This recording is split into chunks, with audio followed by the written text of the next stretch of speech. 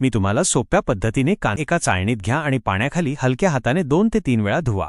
जास्त वेळ पाण्यात ठेवून धुतल्यानंतर चाळणीत तसंच ठेवा, जेणेकरून जास्तीचे पाणी निघून जाईल. 2. शेंगदाणे भाजून घ्या. एका कढईत थोडे तेल गरम करा आणि शेंगदाणे सोनेरी रंगाचे होईपर्यंत भाजून घ्या. भाजलेले शेंगदाणे एका वाटीत काढून बाजूला ठेवा. 3. फोडणी तयार करा. त्याच कढईत राहिलेले तेल गरम करा. तेल गरम झाल्यावर त्यात मोहरी टाका. मोहरी तडतडल्यावर जिरे, हिंग आणि हिरवी मिरची घाला.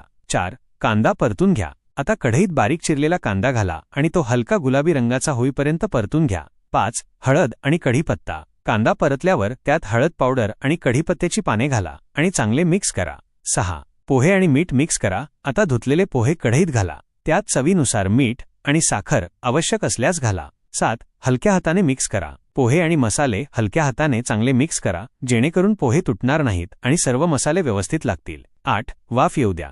कढईवर झाकण ठेवा आणि 2 ते 3 मिनिटे मंद आचेवर वाफ येऊ द्या. यामुळे पोहे आणखी मऊ होतील आणि मसाल्यांचा स्वाद चांगला उतरेल. 9.